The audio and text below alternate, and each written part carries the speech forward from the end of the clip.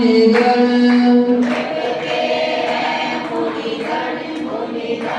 हो जय हो जय हो जय हो जय हो भगवान। दुखिया हो कोई द्वार पे आए,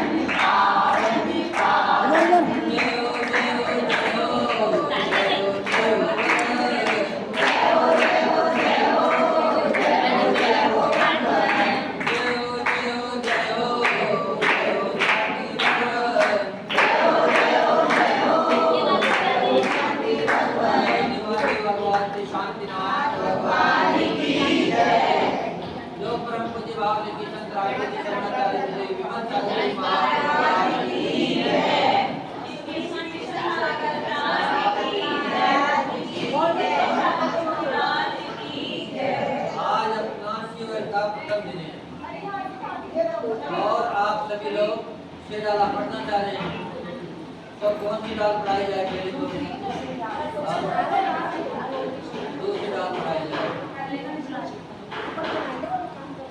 और इच्छे डाल के पढ़ाने के बाद परीक्षा प्रावधान में परीक्षा भी होती है, तो थोड़ा एक दो ध्यान से पढ़ जाएगा।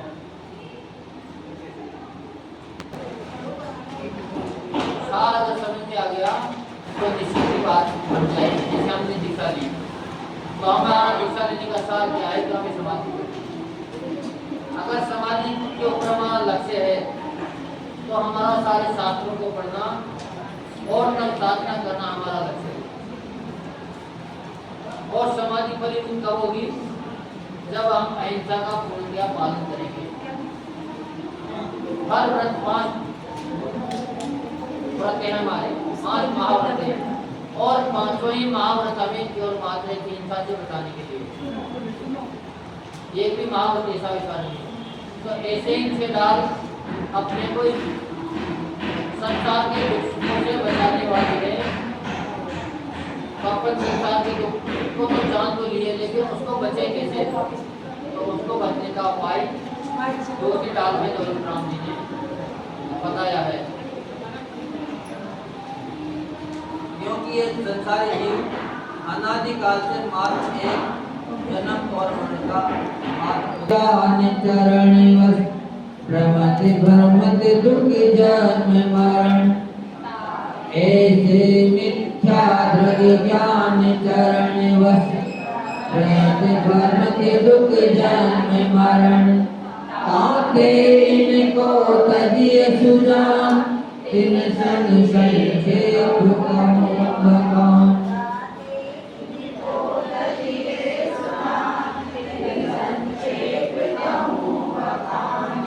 ऐसे मिथ्या दृग ज्ञान करण, यानी कि मिथ्या दर्शन, मिथ्या ज्ञान और मिथ्या चारित्र, इसके वश होकर, इसके वश होकर मिथ्या दर्शन, मिथ्या ज्ञान और मिथ्या चारित्र, इसके वश होने के कारण ये जीव क्या कर रहा है? कि संसार में भ्रमण कर रहा है और जन्म मरण का दुख सहन कर रहा है। अगर ये ना हो तो फिर कभी भी जीव को दुख पाने की कोई नौबत ही ना आएगी। उनको ऐसा कोई निमित्त नहीं बनेगा जिससे वो दुखी हो, क्योंकि सबसे बड़ा अगर दुख देने वाला कोई कारण है तो वह है मिथ्या दर्शन। मिथ्या जो सम्यक दृष्टि हो जाता है उनको कहते हैं कि आधे से ज्यादा दुख समाप्त हो जाते हैं। यानी कि 148 प्रकृतियां हैं, उसमें से सम्यक दर्शन होते ही 48 प्रकृतियां आपकी समाप्त हो जाती है, कि उसका बंध आपको नहीं होता। कहते इनको तजिए सुजान, इसलिए इनको जानकर समझकर और इनको छोड़ना है। तो इनका मैं दौलतराम जी कह रहे हैं कि इनका मैं संक्षेप में वर्णन करूंगा, ज्यादा विस्तार से नहीं करूंगा, क्योंकि अगर आपको विस्तार से बता दिया जाएगा तो आप समझ ही नहीं पाओगे। तो आपको मात्र दौलतराम जी सार बता रहे हैं, बहुत ही संक्षेप में बता रहे हैं। और ऐसा पहले संसार में चलता था। आपने अगर देखा होगा परिवार में पहले तो पत्र लिखा जाता था रिश्तेदारी में, तो उसमें लास्ट में लिख दिया जाता था कि थोड़ी लिखी बहुत जान, यानी हमने बहुत थोड़ी लिखी है लेकिन इसको आप बहुत ज्यादा जानना, बहुत बड़ी बात मान लेना। इसी बात के लिए सूत्र बनाए गए हैं। सूत्र एक होता है छोटा सा, लेकिन एक छोटे से सूत्र के ऊपर तत्वासूत्र में क्या है, छोटे छोटे सूत्र हैं और उनके ऊपर बड़े बड़े ग्रंथ लिख दिए गए।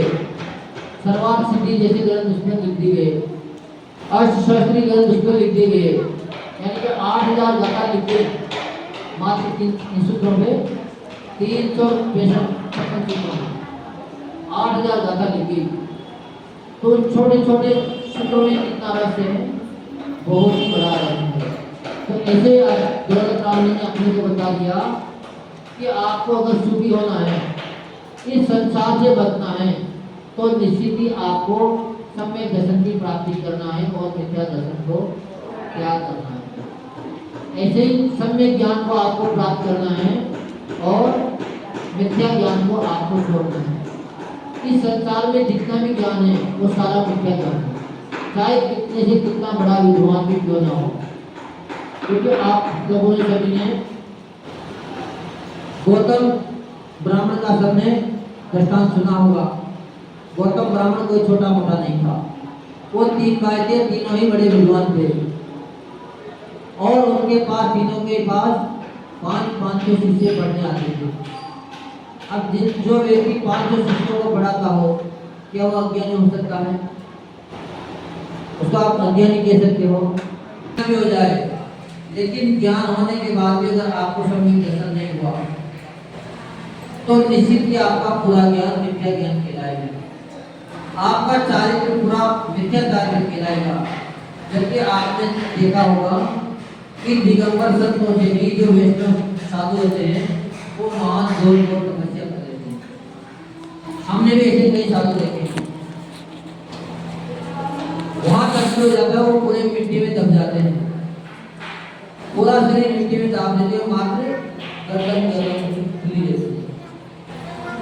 कई लोगों ने हाथ खड़े रखे, तो भी हम बदलिया गए थे, तब एक साधु ऐसा आया था वहाँ, जिनका 12 साल से अपना हाथ ऊपर कर रखा था। आप मात्र 10 मिनट ऊपर कर लीजिए, इसी में आपका हाथ करने लग जाएगा। और उसने पूरा हाथ 12 साल से ऊपर कर रखा था। अब देखो कितनी कठोर तपस्या कर रहा है, लेकिन उनकी सारी तपस्या फिर भी संसार का कारण है, संसार का कारण बन गई, क्योंकि उनकी साधना किसके लिए कर रहे थे? वो ख्याति पूजा के लिए कर रहे हैं। वो सारी साधना भोग के लिए कि अगर हमारे प्रभाव ना हो जाएगी, हमारी साधना को देखेंगे तो सारे लोग हमारी सेवा करते हैं, हमारे लिए भोग के सारे लाएंगे। इसका भी इतना प्रभाव है, इतना प्रभाव है कि देश को धारण करने के बाद व्यक्ति अगर मिथ्या दृष्टि भी है या मिथ्या दृष्टि जीवन मुनि बन जाते हैं। ऐसा नहीं है कि मिथ्या दृष्टि जीवन मुनि नहीं करते, पर इस दिगंबर मुद्रा का इतना प्रभाव है कि वो मिथ्या दर्शन के साथ जिन मुद्राओं की मुद्रा का कितना प्रभाव आ गया, 9 ग्रेव तक पहुंच रहा है। इसलिए कहते हैं कि अनंत बार 9 ग्रेव को अपनाए हो, तो कौन उठ जाता है 9 ग्रेव का अनंत बार? जो मात्र द्रव्य लिंगी है, अभव्य जीव है, वही अनंत बार साधु बनने के बाद भी मुक्ति को प्राप्त नहीं होता है। जबकि अगर सच्चे दिल से साधना कर ली और उन्होंने समाधि कर ली तो निश्चित ही 3 या 4 लोगों में उनकी संसार से मुक्ति हो जाएगी।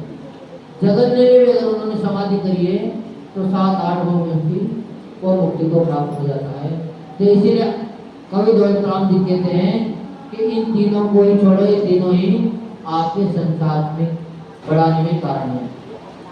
और इसीलिए गौतम स्वामी जब समुद्र में आया मान सम देख के उनका जैसे ही मान भंग हुआ तो उनका मिथ्यात्व लग गया, उनका अहंकार गलित हो गया कि हम तो अपने आप को ही सर्वे सर्वा समझ रहे थे, लेकिन हमसे तो कहीं मान सामने बैठे होते थे। और उनका जैसे ही नतमस्तक होना हुआ और उनके पास जितना भी ज्ञान था, तो ज्ञान की कमी तो उनके पास नहीं थी, तो सारा ज्ञान क्या हो गया, सम्यक ज्ञान हो गया। क्योंकि सम्यक दर्शन होते ही सारा ज्ञान सम्यक होगा। जितनी सारी उनकी तप साधना थी, सब सारी साधना सम्यक कार्यक्रम में प्रवृत्त हो गई। तो दौलत राम जी ने यहाँ ये कहा है कि अगर आप अपना कल्याण चाहते हो, संसार की बंधन से आप दूर होना चाहते हो, तो इस संसार में सबसे बड़ा दुख क्या है? जबकि आप क्या समझते हो कि हमारी दुकान नहीं चल रही है, हमारे रोग बीमारी हो गई, हमारे घर में संतान नहीं है, या हमारी संतान हमारा कहना नहीं मान रही है। किसी को ससुर का दुख है तो किसी को सासू का दुख है,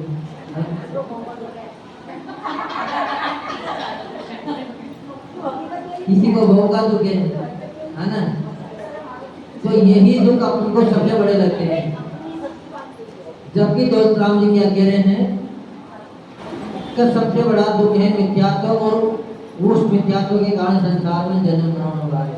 तो जन्म मरण जब आपको दुख लगने लग जाएगा, फिर आप संसार से छूटकर आगे बढ़ने की कोशिश करोगे, फिर आपको कभी भी परिवार में मोह नहीं लगेगा। फिर आप ये नहीं कहोगे कि महाराज जी साधना में तो बड़ा दुख है, साधु बनने में बड़ा दुख है। फिर आपको कभी भी वो दुख नजर नहीं आएगा, फिर उसमें आपको सुख नजर आने लग जाएगा। तो दौलत राम जी ने आपको एक रास्ता बता दिया कि अगर आप दुख से छूटना चाहते हो तो तीनों को ही आपको अपना लेना चाहिए। कितने छंद रोज लेने हैं अपने को, उसी हिसाब से हम व्याख्या करेंगे। इसमें 15 है तो 2 रोज ले लें। तो आप सोच रहे हैं कि 2 छंद बढ़ा दिए जा रहे होंगे, फिर फसल उत्पत्ति कर ली जाए, ताकि आपको थोड़ा सा दिमाग में बैठ जाएंगे। और दूसरे दिन फिर पहले के प्रश्न सुने जाएंगे आपसे, और आगे के 2 बढ़ाए जाएंगे, और कुछ भी कार्य करना नहीं चाहते। इन 7 दिन में मात्र एक डाल आपकी पूरी कंठस्थ हो जानी चाहिए। तो पहला छंद सुनाओ, पहले एक बार देख के सुना दे, कोई बात नहीं।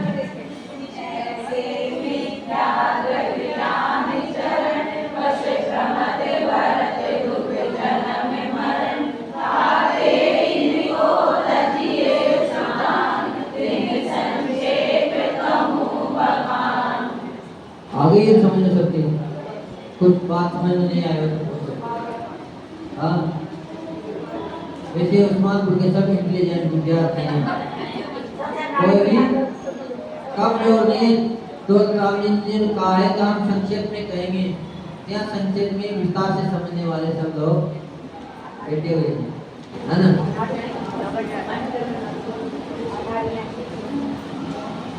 तो चलो दूसरा सन ले लेते हैं, फिर बाकी प्रश्न में इनका समय अपन पूरा कर लेंगे।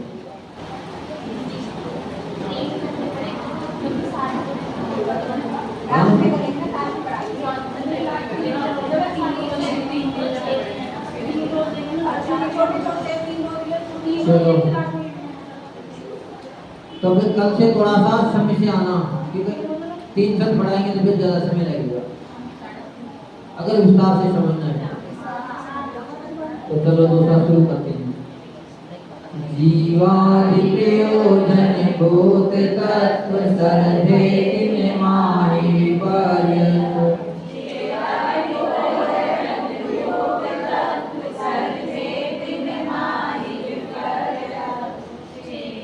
चेतन को उपयोग रूप,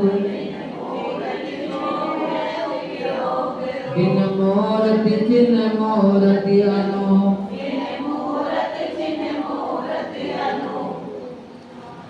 दौलत राम जी यहाँ दूसरे शब्द में कह रहे हैं कि प्रयोजन भूत इस संसार में क्या है। तो दौलत राम जी कह रहे हैं कि जीवादि जो 7 तत्व हैं वही जीव के लिए उपादेय है, यानी कि प्रयोजन बोलते उससे ही प्रयोजन है, बाकी सब चीजें अप्रयोजन है।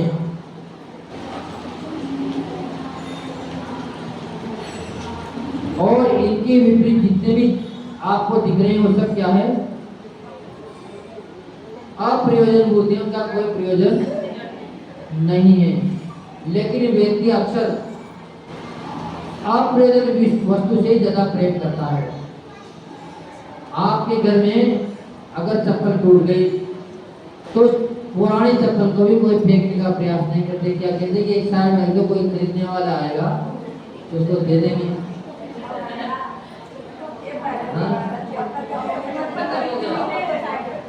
अभी भी रोज ही ऐलान लगाते हुए मिलते हैं, कबाड़े को आप रखते हो, जबकि कबाड़ा क्या है? एक नेगेटिव ऊर्जा का स्थान है। जितना आप कबाड़ा इकट्ठा करोगे घर में उतने ही आपके घर में नेगेटिव ऊर्जा आएगी। आप कहते हो वास्तु दोष, तो सबसे बड़ा वास्तु दोष तो यही है कि आप कबाड़ा इकट्ठा करते हो। अब घर में आप हो सकता है एक बार साफ कर लेते होंगे, लेकिन आप अपने अंदर सारा कबाड़ इकट्ठा कर रखा है। किसी ने कुछ कह दी तो वो पूरे दिन बस वही वो चल रहा है, जबकि ज्यादा से ज्यादा 6 महीना से ज्यादा नहीं लिखी बात, पर आप सालों पुरानी बात भी अपने दिल में रखे बैठे हो। उन्होंने हमसे ऐसा कह दिया था तब जब अब जब आपके पास कबाड़ इकट्ठा होगा तो अच्छी वस्तु कैसे आएगी? आपका अगर एक भिखारी भी आपके पास भीख मांगने आता है और उसका अगर पात्र सही नहीं होता है तो आप क्या कहते हो? तो पहले पात्र को साफ करके लाओ तब इसमें भोजन देंगे। तो आपका अगर पात्र में कुछ पहले से नहीं गंदगी है, राग देश की ईर्ष्या की अगर आपने गंदगी से फैला रखी है तो आपको कुछ भी बात समझ में आने वाली नहीं है। जीव आदि 7 तत्व, जीव, अजीव, आत्र, बंधु, संबंध, निद्रा और मोक्ष, ये क्या है? ये 7 तत्व है। ये सभी मतलब के हैं। ये 7 तत्व आपको संसार से छुड़ाने वाले हैं। तत्व यानी वस्तु का भाव, श्रद्धे यानी श्रद्धांत विश्वास, तिने माई यानी उसमें विपरीत यानी उल्टा श्रद्धांत करना, उसकी विपरीत मान्यता करना। तो विपरीत मान्यता कैसी होगी? जैसे अजीव को अपना मान लेना, जबकि अजीव आपका कभी भी किसी काल में नहीं हो सकता। अजीव आपके साथ कभी भी नहीं जा सकता, जो आपका होगा वही आपका पास रह सकता है। चेतन यानी जीवात्मा, उपयोग यानी जानना देखना। चेतन का क्या है? चेतन को है उपयोग रूप। चेतन का क्या उपयोग है? मात्र जानना और देखना चेतन का उपयोग है। और वह चेतना एक मात्र जीव में ही पाई जाती है। जीव के अलावा जो 6 तत्व हैं उनमें भी चेतना नहीं पाई जाती, क्यों? वो एक सहयोगी है। और उसके बाद भी अगर जीव 7 तत्वों में कोई कार्य आपके लिए दुष्प्रभाव डालने वाला है तो वह मात्र एक जीव और अजीव, इन दोनों के कारण 7 जीवों की संगति दिखाई गई है और किसी का कोई महत्व नहीं है। सारी दोस्ती किसकी है? जीव और अजीव की। जब तक आप अजीव से दोस्ती रखोगे तब तक आप इस संसार से मुक्त नहीं हो सकते।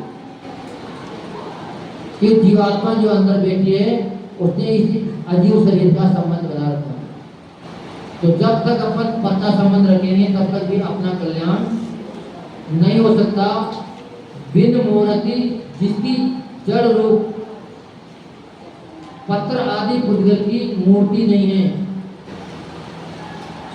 जिसकी मूर्ति चैतन्य रूप है, अनूप है, उपमा रहित है, उस जैसी कोई न हो, उनको दोनों में ही फर्क नहीं जानना, उन दोनों को एक जैसा मान लेना सबसे बड़ी भूल हो रही है।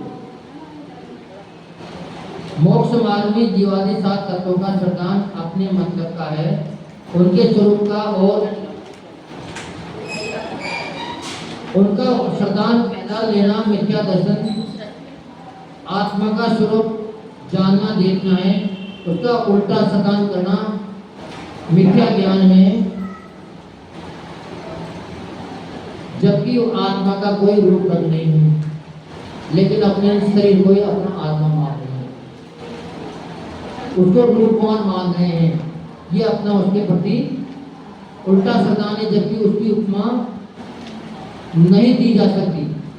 वह अमूर्तिक एवं उपमा रहित है। आत्मा कैसा है? अपना अमूर्तिक है और रूप से रहित है, उपमा से रहित है। ऐसा प्रयोजन अगर आप उसको जान लोगे तो निश्चित ही आप इस संसार से पार हो सकते हो। जीव यानी जिसका लक्षण चेतना है वह जीव है। चेतना ज्ञान दर्शन रूप होती है। इसके कारण जीव अन्य द्रव्य से वयवत होता है। अलग क्यों दिख रहा है? तो उसका मात्र एक जानना और देखना ही है, उसका कोई रंग रूप स्वरूप नहीं है। अजीव जीव में चेतना नहीं पाई जाती। ऐसे पुद्गल, धर्म, अधर्म, आकाश और काल, ये पांचों ही अजीव हैं।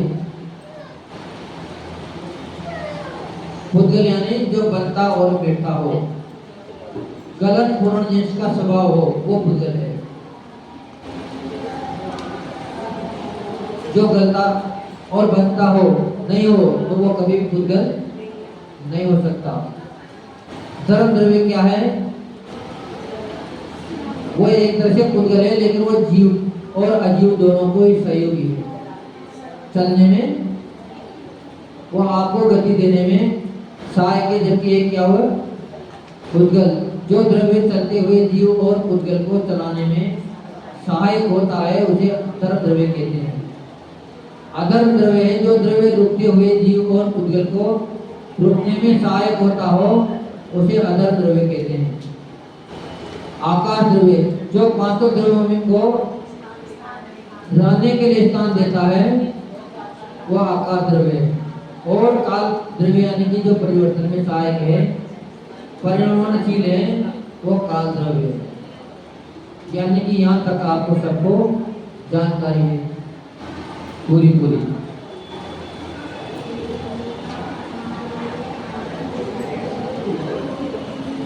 तीसरा से जोड़ लिया जाए। मांगो ये शक्तियां तो पढ़िए। उद्गल नव धर्म अधर्म काल इनके न्यारी में जीव विचार।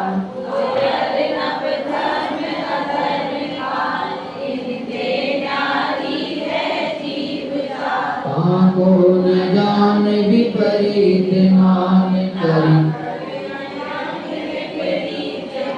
करी करे दे में निज पिछान।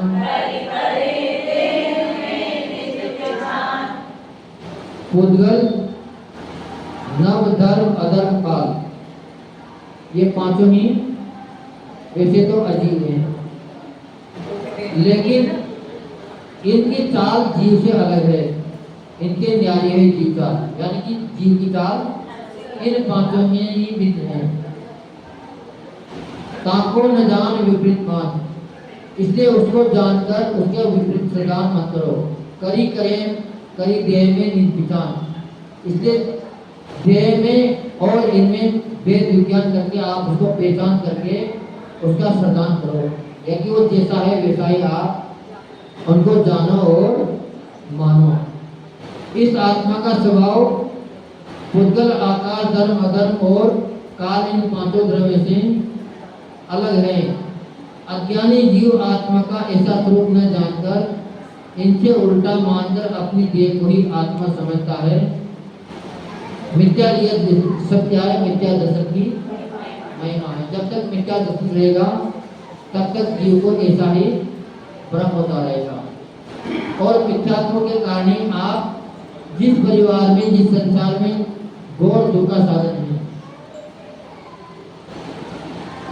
उसको ही आप सुख रूप मानते हो, जबकि वह सारा संसार की जितनी भी क्रियाएं हैं वो आपको धर्म से दूर हटाने वाली हैं, यानी कि सुख से दूर करने वाली।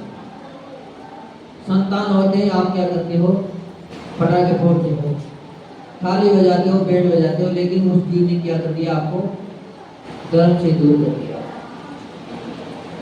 आया तब भी धर्म से दूर करता हुआ आया, और जब वो जाएगा तब भी आपको धर्म से दूर करता हुआ जाएगा।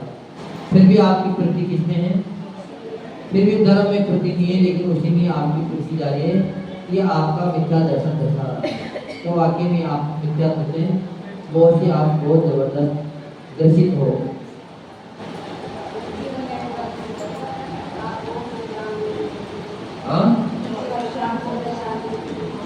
तांको न जान विपरीत माने, यानी आप उस जीव की चाल को नहीं समझ पड़े जो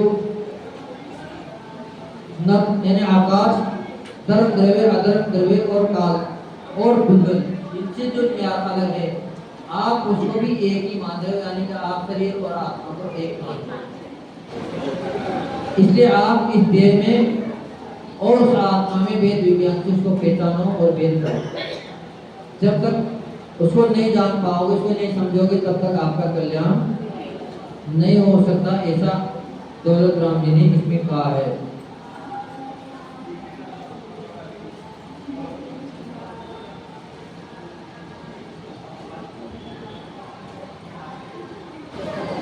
संसार में जन्म मरण के दुख किन कारणों से होते हैं? और बताइए। असल मंची है ये। किस कारण से हो रहा है संसार में जन्म मरण का दुख? ऐसे नहीं बताए जाते हैं। अब आपको खड़ा होना पड़ेगा और नमोस्तु करके बोला जाता है, क्योंकि विनय से ही आपको ज्ञान की प्राप्ति होगी। ये ज्ञान तो आपके पास बहुत है।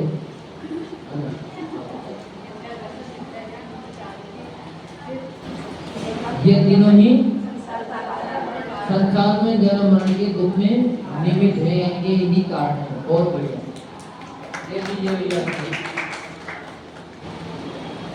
और जितने भी यहाँ लोग इच्छा डाला को पढ़ रहे हैं, वो अपने नाम एक डायरी में लिखवा भी देना, है ना? क्योंकि आपका बाद में पेपर होगा, तो पेपर जिनके यहाँ नाम लिखे जाएंगे उनसे लिया जाएगा। और एक बात कई बार आई थी सीओल में, तो दूसरी जगह से कोई पढ़ने आ रहे हैं, पर जो यहाँ पढ़ेंगे पेपर देंगे वो सब मान्य होंगे, उनको किसी को भी पहले की तरह अलग नहीं किया जाएगा। नहीं तो पहले ही मना कर देना ताकि वो व्यक्ति ना बैठे। क्योंकि पहले आई थी बात, जो गौतमपुरी में वहाँ पढ़ के आई थी, तो साधना वगैरह आई थी, शायद साधना ही नाम था उसका, तो उसने पेपर दिया था यहाँ, तो फिर बाद में उसका नाम काट दिया गया था। तो पहले से ही फिर पेपर ना दे, तो कोई ऐसा व्यक्ति हो तो पहले से क्योंकि उसका नाम शामिल नहीं किया जाएगा, ऐसा प्रावधान है शिक्षण नैतिक शिक्षण संस्थान से होता। तो फिर वो लोग ना पढ़े। आज वही तो बता रहे हैं, तो उसका पेपर नहीं लिया जाएगा ना। पेपर दोगे तो उसका शामिल नहीं किया जाएगा, केवल ज्ञान वर्धन करने के लिए पढ़े।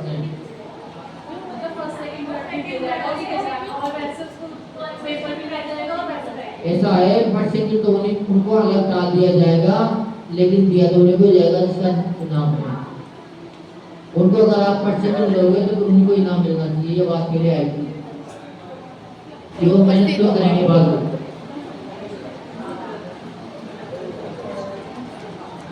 मिथ्या दर्शन किसे कहते हैं?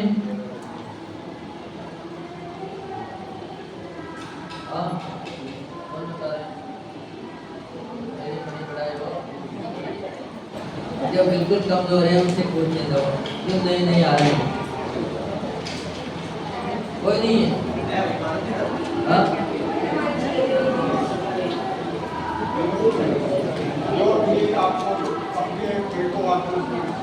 हाँ? हमने ये पूछा विद्या दर्शन किसे कहते हैं?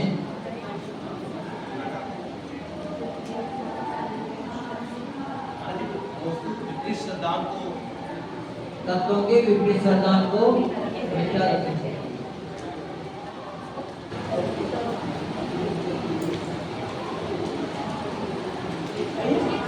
बिल्कुल सही है।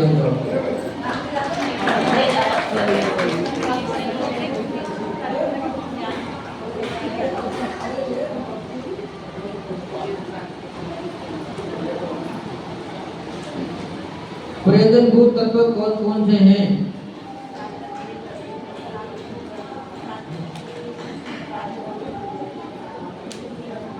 बताओ प्रियांश, तुम बताओ।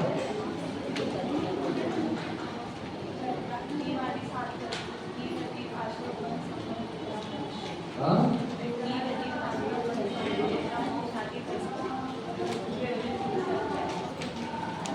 इनको जानने से अपना क्या होगा? क्या मिलेगा आपको इनके जानने से? आप अगर चलो विधि को जानोगे तो दोस्त हो जाएगी, और इनको जानने से क्या मिलेगा आपको? हाँ? यानी कि हमारे आत्मा का कल्याण होगा। इसलिए हम इनको जानते हैं, बिना मतलब तो कोई जान विधान नहीं बनाता है ना? चलो बहुत बढ़िया।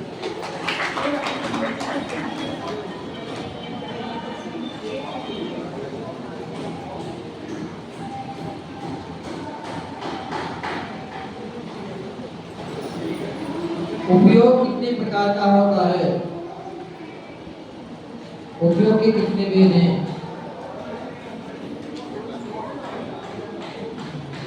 इसमें बताया ना चेतन का भी उपयोग है, तो उपयोग कितने प्रकार का है, कितने बताओ? जानना देखना। हाँ? जानना देखना। उपयोग कितने प्रकार का है?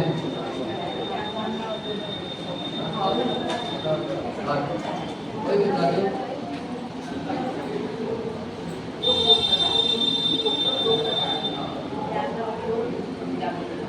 दसना उपयोग और ज्ञाना उपयोग। बहुत बढ़िया।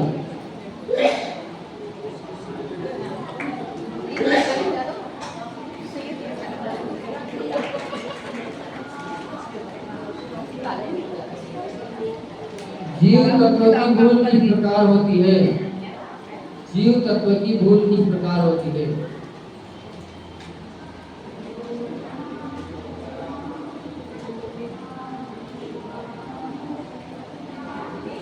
इसमें बताया था नहीं, भूतकाल धर्म मदर काल इनसे तैयारी है जीव का, ताते इनको न जान विपरीत मान करे करे देव निष्ठान। तो जीव तत्व की भूल क्या है?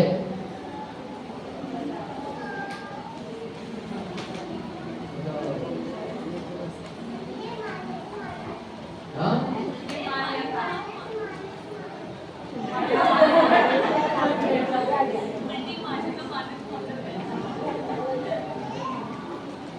बता तो सही नहीं है, लेकिन आप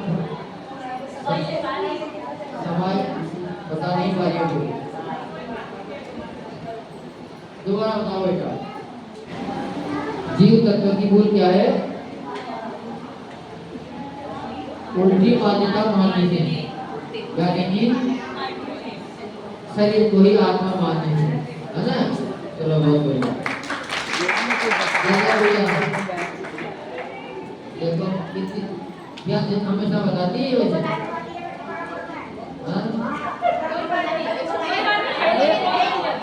कम से कम बोलने का प्रयास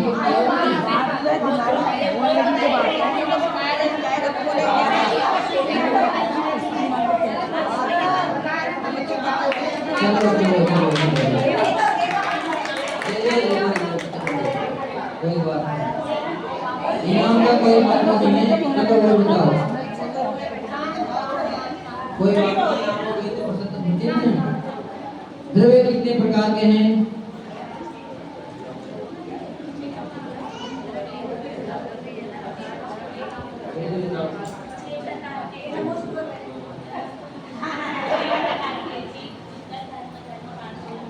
आकाश और बहुत बढ़िया। द्रव्य किसे कहते हैं?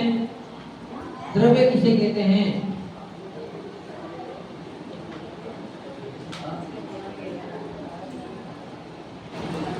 नहीं, द्रव्य किसे कहते हैं? हाँ? नहीं, बेटो नीचे बताओ गुड़िया।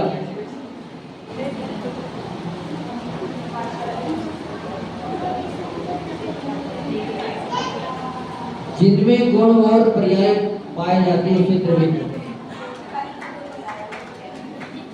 जिसमें गुण और पर्याय दोनों पाए जाते हैं उसको द्रव्य कहते हैं।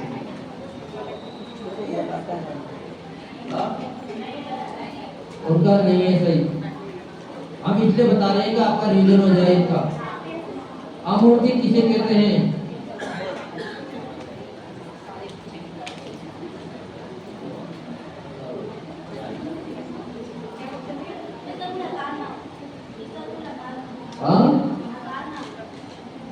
जिसका कोई आकार नहीं हो और जिसमें रस रूप गंध और स्पर्श चार नहीं पाए जाते हैं उसको अमूर्ति कहते हैं। अगर ये कहीं है तो आपके उसका कोई ना कोई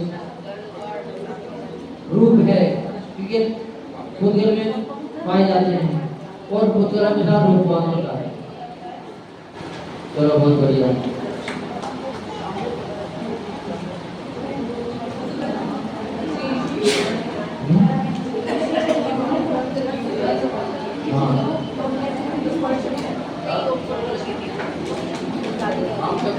उसका दौरान जा रहे हैं, आप नोट करना तो कर लेना, नहीं करना तो कोई बात नहीं, क्योंकि पेपर तो हम बनाएंगे नहीं, पेपर के साथ गए बात वहाँ से आएंगे,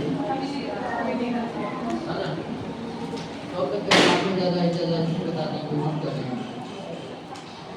कई बार भी पेपर की बात हुई थी तो उन्होंने मना कर दी थी, पहले का पेपर है कोई बात।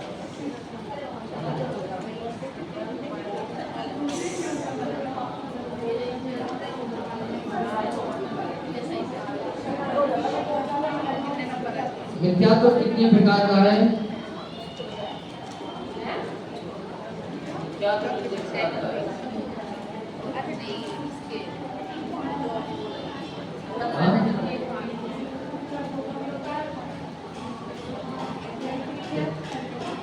दृढ़ मिथ्यात्व और अदृढ़ मिथ्यात्व, यानी कि मिथ्यात्व दो प्रकार का होता है।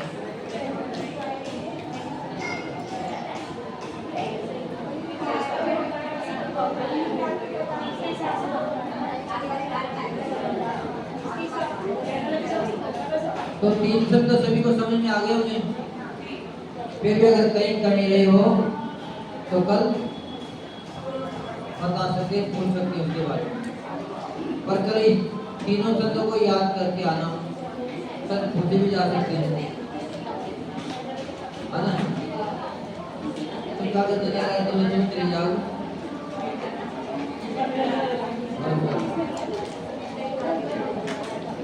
जो ब्रह्म पूज्य बावलिंगी संत राष्ट्रीय विश्वनाचार्य गुरुदेव विमल सागर जी महाराज की जय।